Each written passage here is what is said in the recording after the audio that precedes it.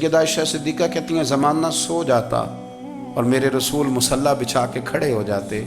او یار کھیتی باڑی کر کے نہیں، محنت مزدوری کر کے نہیں. جناب عائشہ کہتی ہیں میں یہ بھی دیکھتی کہ حضور ایک آیت شروع کرتے تو ساری رات اسی کو پڑھتے، اور میری نظر جاتی تو قدم مبارک پہ ورم آ جاتا.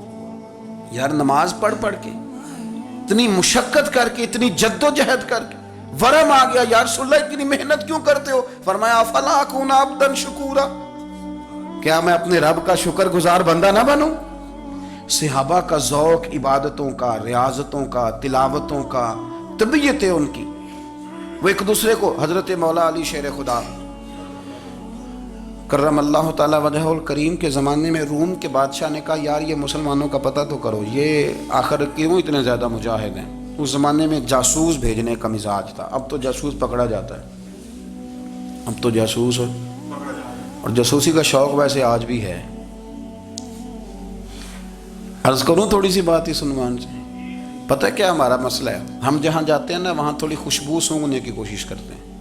وہ کیا ہے تو یہ کیا ہے تو ادھر کیا ہے تو تھوڑا سا ادھر کیا ہے. میرے رسول پاک پڑھیے درود شریف، سارے پڑھیے ذرا زور سے صلی اللہ تعالی. نبی پاک علیہ السلام نے فرمایا جاسوسی نہ کرنا ورنہ تم بندوں کو خراب کر دو. اور فرمایا اس طرح نہ ہو کہ تم کسی کے آپ کھول نہ نکلو تو تمہارے پہلے کھول جائیں. یہ جو ذوق ہے نا یہ ختم کریں، چھوڑیں. مطلب آپ کس چکر میں پڑے ہوئے ہیں؟ اتنی زیادہ توجہ کرنے کی کیا ضرورت ہے؟ نے کام سے کام رکھیں. اس میں بندہ تھوڑا سا نا آسان رہتا ہے. یہ جو بہت زیادہ ٹٹولنے والے لوگ ہوتے ہیں نا وہ بیچارے پھر عمر ٹٹولتے ہی گزار دیتے ہیں، اس لیے کہ مزاج ہی بہت پکا ہے. بوری کا منہ کھول کے اندر تک ہاتھ ڈالنا تو پھر کئی دفعہ سامنے سے بچھو بھی لڑ جاتا ہے، خرابی ہوتی. تو جاسوسی کی جاتی تھی. اس نے بھی جاسوس بھیجے کیونکہ قبیلوں کے لوگ تھے، کچھ مسلم کچھ کافر، پہچانے نہیں جاتے تھے لوگ. تو کچھ لوگ اس نے بھیجے، انہوں نے آ کے نا تحقیق کی، ریسرچ کری کہ آخر ماجرا کیا ہے. تو واپس جا کے انہوں نے رپورٹ دی نا روم کے بادشاہ کو. اس رپورٹ کا ایک جملہ بڑا شاندار ہے. وہ کہنے لگا بادشاہ ہمیں مسلمانوں کی کوئی سمجھ نہیں آئی، ہمیں کوئی سمجھ نہیں آئی. انہوں نے کہا کیوں نہیں سمجھ آئی؟ کہنے لگے یار عجیب بندے ہیں، جب رات مصلی پہ بیٹھتے ہیں تو یوں لگتا ہے ان کا دنیا سے رشتہ ہی کوئی نہیں، کوئی کسی کو نہیں جانتا. کوئی اپنے دکھ سنا کے رو رہا ہے، کوئی اپنی بات کر کے رو رہا ہے. لگتا ہے کہ ان کا کوئی رشتہ ہے ہی نہیں جب مصلی پہ بیٹھتے ہیں. اور فرمایا جب سویرے یہ جہاد کرنے نکلتے ہیں تو لگتا ہے ان سے زیادہ دلیر ہی کوئی نہیں. حالانکہ جو مصلوں پہ رونے دھونے کے لوگ ہوتے ہیں وہ کئی دفعہ جہاد میں کام نہیں کرتے، لیکن عجیب لوگ ہیں کہ رات کے راہب ہیں، دن کے مجاہد ہیں، کوئی سمجھ نہیں آتی. میرے عزیز ان لوگوں نے مصلی آباد کر کے رکھا، تلاوتیں ان کا ذوق رہی، منظر روز پڑھنا، اسباق پڑھنا، وظائف پڑھنا، یہ ان کا ذوق رہا. اعلیٰ حضرت بریلوی رحمت اللہ نے 1000 کتاب لکھی ہے، لیکن الوظیفۃ الکریمہ کے نام سے جو وہ صبح و شام وظائف پڑھتے تھے وہ الگ انہوں نے ان کو بیان کیا. پابندی کے ساتھ اپنی اللہ اللہ کرتے. شیخ شہاب الدین سہروردی رحمت اللہ علیہ اس پر ایک بندے نے اعتراض کیا. اس نے کہا جی آپ کس قسم کے صوفی ہیں، مرید بیٹھے ہیں اور آپ وہاں نفل پڑھ رہے ہیں؟ یہ بھی بڑا مسئلہ ہوتا ہے نا. جو بندہ ملنے آتا ہے وہ اپنے ٹائم کے حساب سے آتا ہے، اور پھر اس کا یہ بھی خیال ہوتا ہے کہ پیر صاحب جو ہیں وہ چونکہ درویش ہیں تو نہ انہیں روٹی کھانی چاہیے نہ سونا چاہیے، چونکہ وہ درویش ہیں، اور ہم چونکہ درویشوں کے ماننے والے ہیں لہذا ہمارا یہ طریقہ ہونا چاہیے کہ جیسے ہم کہیں درویش ویسے ہی کر جائے. حالانکہ جس کو آپ درویش کہیں گے آپ اس کی مانیں گے، آپ منوائیں گے نہیں، ہمارا مزاج ہوتا ہے. شیخ شہاب الدین پر لوگوں نے اعتراض کی، حضور لوگ ملنے آئے ہیں، زیارت کرنے آئے ہیں، یہ بندے دعا کرانے آئے ہیں، اللہ اللہ کرانے آئے اور آپ نفل پڑھ رہے ہیں. کیا جملہ ہے، کیا حسن ہے، کیا خوبصورتی ہے. فرمانے لگے رب رسول سے مانگنے کے لیے مصلی بچھایا ہے، اگر وہاں سے مانگوں گا نہیں تو تمہیں دوں گا کیا؟ پہلے مجھے کچھ لے تو لینے دو، اگر میرے پلے کچھ ہے ہوگی تو آگے دوں گا نا. تو میں مانگنے گیا تھا کہ یا اللہ دے، تیرے بندے لینے آئے دے، تو میں کچھ لوں گا تو آگے دوں گا نا. لیکن ہمارا یہ سٹیٹس، یہ مزاج، یہ شعور نہیں ہے. گپیں، کہانیاں، داستانیں، گفتگو، خطابت، واز، کیا بات. لیکن اگر کچھ کرنے کا کام ہو تو وہ نہیں ہم سے ہوتا. میرے نبی کریم علیہ الصلوۃ والسلام نے مصلی سے دل لگانے کا درس دیا، حضور نے توجہ دلائی. صحابہ اس ذوق کے حامل لوگ تھے وہ کوشش کرتے تھے جناب صدیق اکبر رضی اللہ تعالیٰ عنہ کا عبادت کا مزاج ہمیشہ قائم رہا. حضرت عمر فاروق ساری رات اللہ کے حضور کھڑے رہے. حضرت عثمان غنی رضی اللہ تعالیٰ عنہ عشاء کی نماز پڑھ کے 2 رکعتوں کی نیت باندھتے تھے. 15 سپارے پہلی رکعت میں پڑھ دیتے تھے اور 15 سپارے قرآن مجید کے دوسری رکعت میں پڑھ دیتے تھے. آپ نے نا حضرت عمر فاروق کے وصال کے بعد ان کی ایک بیوہ سے نکاح کیا. حضرت عثمان غنی نے نکاح کیا. وہ خاتون آپ کے نکاح میں آئیں تو عرض کرنے لگی امیر المومنین میرے لیے اعزاز تو بہت ہے کہ میں امیر المومنین کی بیوہ تھی تو امیر المومنین کی منکوحہ ہو گئی ہوں، لیکن حضور نہ تو میں جوان ہوں کہ میرے اندر رغبت ہوتی اور نہ میں اب اس قابل ہوں کہ کوئی خدمت کر سکوں، میرے ساتھ نکاح کی وجہ کیا بنی؟ تو عثمان غنی رو پڑے. فرمانے لگے میں نے عمر فاروق کو مسجد میں اپنے رب سے ڈرتے ہوئے دیکھا ہے، میں نے اسے روتے ہوئے دیکھا ہے، عدل کرتے دیکھا ہے، انصاف کرتے دیکھا ہے، امت کی خیر خواہی کرتے دیکھا. تمہارے ساتھ نکاح اس لیے کیا ہے کہ تم مجھے یہ بتاؤ کہ عمر فاروق گھر کے اندر اپنے رب کو کیسے راضی کرتے تھے، گھر کے اندر کیسے راضی کرتے تھے، وہ طریقے بتلاؤ، تم بتاتی جانا اور میں بھی اسی طرح گھر میں عبادت کروں. میرے رسول کریم علیہ السلام نے ارشاد فرمایا، حضور فرمانے لگے جس گھر میں اللہ کا ذکر ہوتا ہے وہ گھر زندوں کا ہے، اور جس گھر میں رب کریم کا ذکر نہیں ہوتا وہ گھر زندوں کا نہیں ہے. گھر نا ہم نا کتابوں میں پڑھتے ہیں کہ ایک بزرگ کہتے ہیں، حضرت فضیل بن عیاض کہتے ہیں کہ میں ایک گلی سے گزر رہا تھا تو گھر کے اندر کسی قاری صاحب نے قرآن کی آیت پڑھ دی ولی من خاف مقام ربہ جنتان. میں تے میرے کانوں سے ٹکرائی تو اللہ نے میری کایا ہی پلٹ دی، میں توبہ کر گیا. اب گھر کے اندر سے آواز آئے تو صحیح نہ تلاوت کی، پر اندر سے آواز آتی نہیں، یا ڈیک بجنے کی آواز آتی ہے، یا ٹی وی چلنے کی آواز آتی ہے، یا دھوم مچانے کی آواز آتی ہے. عبادت کا وہ جو خاص شوق تھا، وہ جو حسن تھا، وہ جو توانائی تھی، وہ جو بات تھی. ایک جگہ پہ ہم بیٹھے تھے تو وہاں ایک صاحب آئے اور انہوں نے آتے ہی کہا کہ مہربانی کریں ذرا مجھے مصلی دے دیں، میرے نہ کچھ نفل رہ گئے. تو میں نے وضو کر لیا تو کوئی مصلی مل جائے. مصلی انہیں دے دیا گیا، وہ مصلی لے کے چلے گئے تو پیچھے ایک صاحب نے تبصرہ کیا، کہنے کتنا ریاکار بندہ ہے، لوگوں کو دکھا رہا ہے کہ میں نفل پڑھتا ہوں، ہے کو بات کرنے والی. میں نے اسے کہا تو مہربانی کرنا اس طرح کی ریاکاری تو بھی کر، پکڑ مصلی اور جا تو بھی تھوڑی ریاکاری کر کے آ، اٹھ ذرا شکر کر کوئی یہ ریاکار بھی ملا ہے، کوئی نفل پڑھ کے ریاکاری کر رہا ہے. اللہ کا میں کہتا ہوں کو پڑھے تو صحیح نہیں، یہ کوئی دور ہے نفل پڑھنے کا، اس میں تو لوگوں کا مزاج ہی نہیں، طبیعت ہی نہیں. میں نے کہا چل مہربانی کر یہ لے مصلی اور تو بھی جا تھوڑی سی یا کر یا ریاکاری کرو تو صحیح نا، مزاج ہی نہیں، ذوق. جمعے کی نماز پڑھ کے یوں دنیا بھاگتی ہے، او ہو پتہ نہیں کون سی پیچھے آگ تھی جو بجھائی جائے گی. اور آج تک لوگ مسئلہ پوچھ رہے ہیں کہ جمعے کی بعد والی سنتیں کتنی ہوتی ہیں. میں نے کہا کتنے سال ہو گئے جمعہ پڑھتے، کتنے سال ہو گئے، ابھی تک سنتوں کا نہیں پتہ، ابھی تک نہیں علم کے پہلے کتنی رکھتے ہیں اور بعد میں کتنی رکھتے ہیں. فجر کی سنتیں کب پڑھنی چاہیے، سنو فجر کی سنتوں کے بارے میں. میرے رسول کریم سید عالم صلی اللہ تعالی علیہ وسلم سے ایک صحابی نے پوچھا تھا حضور میری فجر کی سنتیں رہ گئیں یا رہ جاتی ہیں تو حکم کیا ہے، کیا انداز ہے حضور کا. بخاری مسلم کے لفظ سنو، حضور سید عالم صلی اللہ علیہ وسلم فرمانے لگے، اس نے کیا پوچھا تھا، حضور جواب کیا دیتے ہیں، فرمایا فجر کی سنتیں کبھی نہ چھوڑنا، فجر کی پہلی 2 سنتیں کبھی نہ چھوڑنا. یا رسول اللہ صلی اللہ تعالی علیہ وسلم میری رہ گئی ہیں، رہ جاتی ہیں. فرمایا فجر کی 2 سنتیں نہ چھوڑنا، فرمایا فجر کی پہلی 2 سنتیں مجھے دنیا اور دنیا کے اندر جو کچھ ہے وہ سب سے زیادہ پیاری ہے. فجر کی 2 سنتیں دنیا اور دنیا میں جو کچھ ہے مجھے وہ سب سے زیادہ پیاری ہیں، اس لیے فجر کی سنتیں نہ چھوڑنا. اپنا ذوق، اپنی طبیعت، ہم نے نا ذوق غلط بنا لیا ہے. اگر 20 بندے کہہ بھی دیں گے تو نے بڑی شاندار تلاوت کیا تو کیا اس سے بنے گا، 100 بندہ کہہ بھی دے تیری کیا بات ہے، کیا بات ہے نعت خاں کی، کیا بات ہے علامہ صاحب کی، پیر صاحب کی، پیر مہر علی شاہ صاحب رحمت اللہ علیہ. آپ تشریف فرما تھے تو آپ کے ایک ہی بیٹے بابو جی جن کو کہا جاتا ہے، جس دن صاحبزادے پیدا ہوئے تو خادم نہ وہاں سے نکلا. ان لوگوں کے شوق اور طرح کے تھے نا تو ان کی توجہ بھی اپنے شوق کی طرف رہتی. تو خادم نکلا اندر سے، پیر صاحب مبارک ہو، پیر صاحب مبارک ہو، پیر صاحب مبارک ہو، پیر صاحب مبارک ہو، شور کر رہا ہے. تو پیر صاحب کو وجد ہو گیا، اللہ اکبر اللہ اکبر اللہ، وہ کیا ہوا، کس بات کی مبارک دے رہے ہو؟ عرض کی حضور اللہ نے بیٹا دیا ہے۔ تو آپ فرمانے لگے اچھا حضور آپ کیا ہوا، آپ تو پریشان ہو گئے۔ فرمانے لگے جب تو نے 3 دفعہ کہا نا مہر علی کو مبارک ہو، تو میں سمجھا تھا شاید تجھے کسی نے بتا دیا ہے کہ مہر علی سے اللہ راضی ہو گیا۔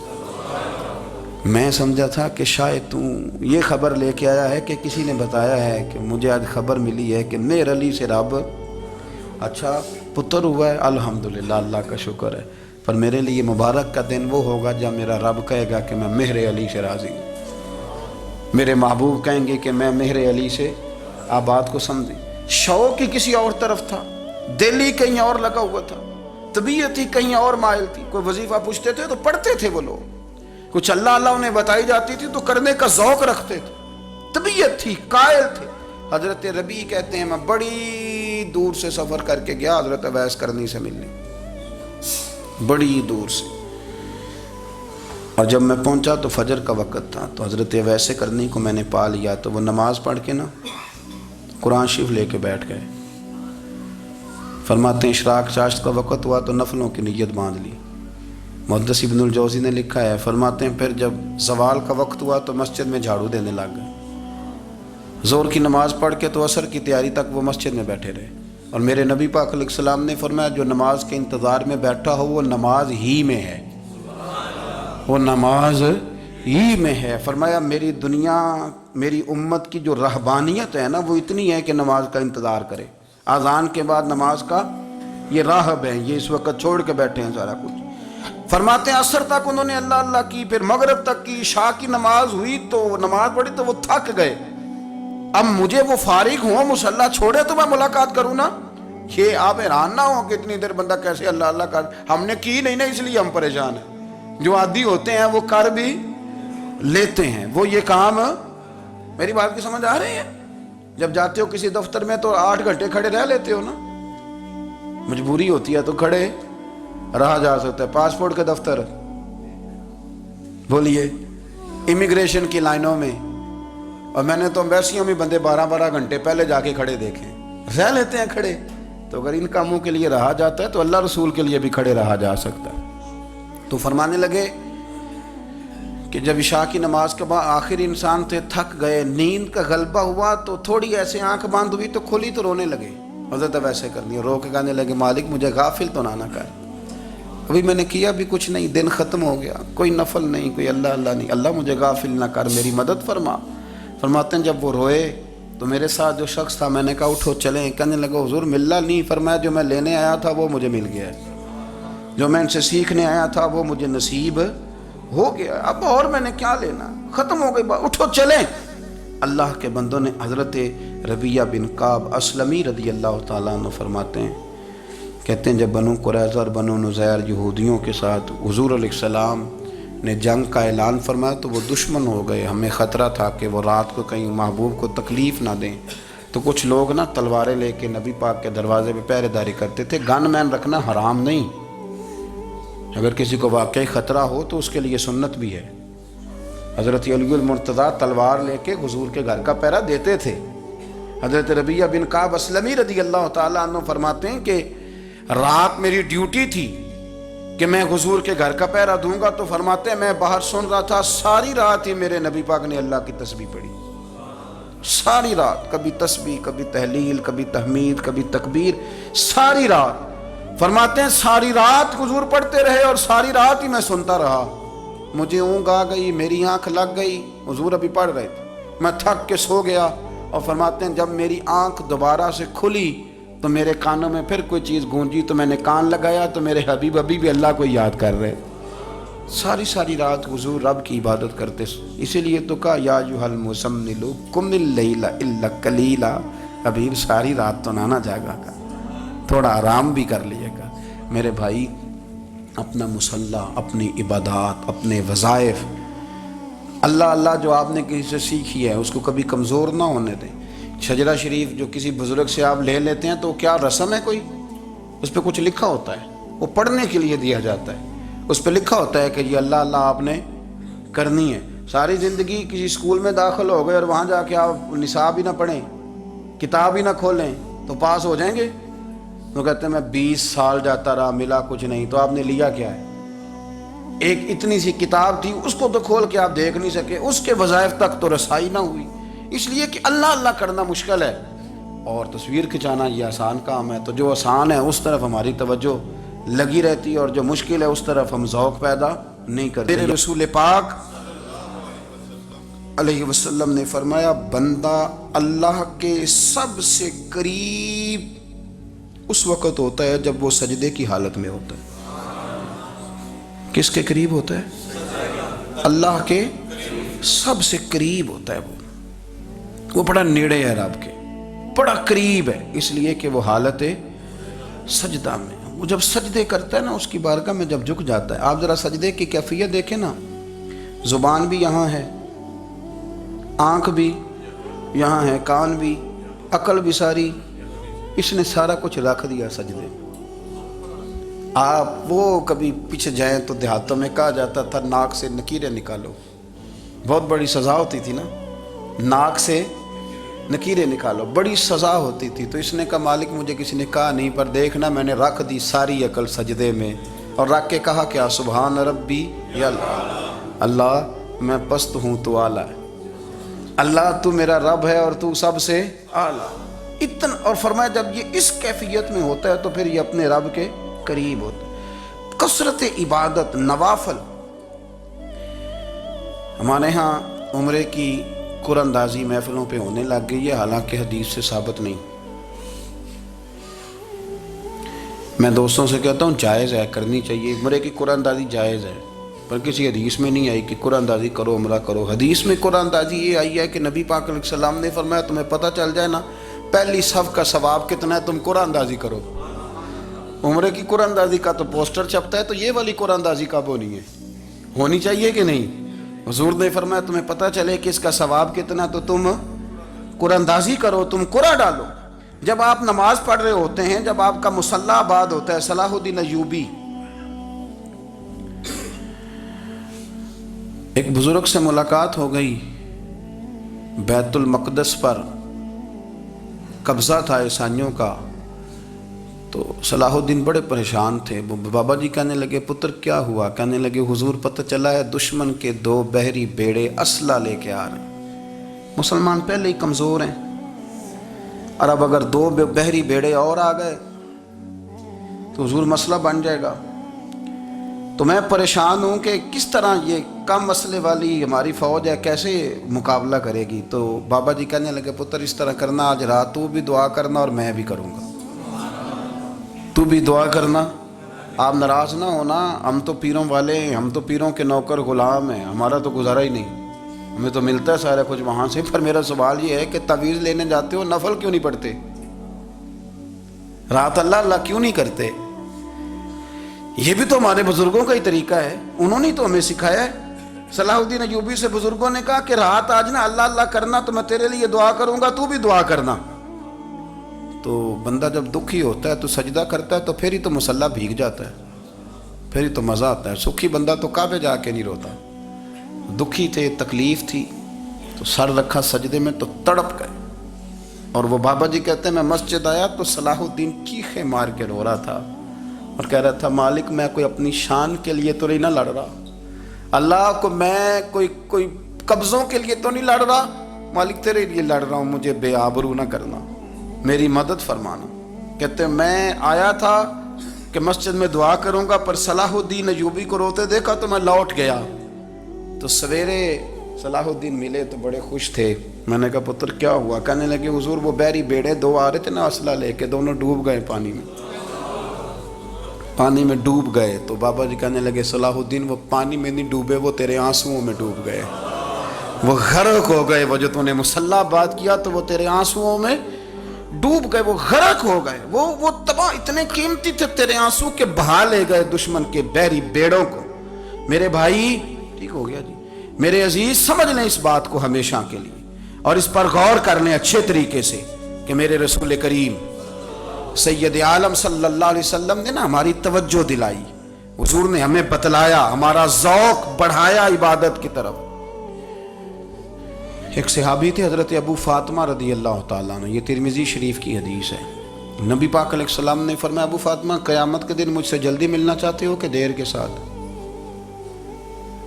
تو کہنے لگے حضور کون ہوگا جو دیر سے ملنا چاہے گا، ہم نے تو جان دے دی وعدہ دیدار پر۔ اعلیٰ حضرت فرماتے ہیں جان دے دی وعدہ اور نقد اپنا دام ہو ہی جائے گا۔ مجھے لگتا ہے کہ یہ سودا نقد و نقد ہو جانا ہے، چونکہ ہم نے جان دے دی وعدہ دیدار پر۔ آپ نے وعدہ کیا تھا کہ مریں گے تو پھر زیارت ہوگی، تو مر گئے ہم زیارت کی خاطر۔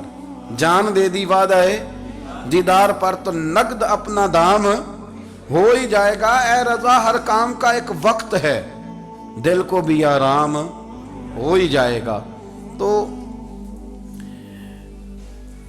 حضرت ابو فاطمہ رضی اللہ تعالیٰ عنہ سے نبی پاک صلی اللہ علیہ وسلم نے فرمایا جلدی ملنا چاہتے ہو کہ دیر سے؟ عرض کی حضور فٹافٹ ملنا ہے، میں نے قیامت کے دن آپ سے جلدی ملنا ہے۔ تو نبی پاک علیہ السلام نے فرمایا پھر اس طرح کرنا، دنیا میں رہ کے سجدے زیادہ کرنا، پھر سجدے زیادہ کرنا، قیامت میں ملاقات جلدی ہو جائے گی، قرب ملے گا تمہیں۔ اپنے بچوں کے اندر دیکھیں نا، ہم شوق پیدا کرتے ہیں، ہمیں صحیح لفظ نہیں بولنے آتے پر ہم بچوں میں شوق پیدا کرتے ہیں کہ پتر ڈاکٹر بن جائے گا تو بڑا نفع کرے گا، تو لوگوں کی خدمت کرے گا، ملک و ملت کی خدمت کرے گا، تیرے ابا کا نام روشن ہوگا، تیرے دادا کی تعریفیں ہوں گی۔ ہم یہ ذوق پیدا کرتے ہیں۔ ہم اپنے نوجوانوں کے اندر یہ فکر پیدا کرتے ہیں، انہیں ہم سمجھاتے ہیں کہ میاں جب تم پڑھو گے، محنت کرو گے تو فلاں آدمی کی طرح تمہارا نام ہوگا۔ یہ جتنا ذوق ہم بچوں کے اندر ان چیزوں کا پیدا کرتے، ہمیں حکم ہے کسی طرح ہم ذوق پیدا کریں کہ پتر نماز پڑھے گا تو اللہ راضی ہو جائے گا، تو سجدہ کرے گا۔ دیکھیں نا میرے رسول کریم علیہ السلام نے فرمایا 7 سال کے بچے کو مسجد لے کے جاؤ، یعنی اسے شوق دلاؤ، اس کے اندر یہ خاصیت پیدا کرو کہ اس کا دل کرے مسجد میں جانے کا، اس کے اندر یہ خصوصیات لاؤ کہ وہ ہمارے ہاں نا ہر چیز کو پرموٹ کیا جا رہا ہے، ہر چیز کو، یعنی سر سنگیت سکھانے کے لیے اکیڈمیاں بن گئی ہیں، ہر شے پرموٹ ہو رہی ہے، عبادت کا جذبہ کم ہوتا جا رہا ہے، اللہ کا ذوق ہمارے اندر نہیں رہا۔ اور اتنا مشکل ہم نے اپنے لیے بنا لیا ہے کہ وہ بندہ جو بڑی زبردست مذہبی گفتگو کر رہا تھا اور تگڑی بات کر رہا تھا، کیا بات ہے، لیکن نماز کے بارے میں کمزوری دکھا جاتا ہے، نوافل کے بارے میں وہ چپکے سے نکل جاتا ہے،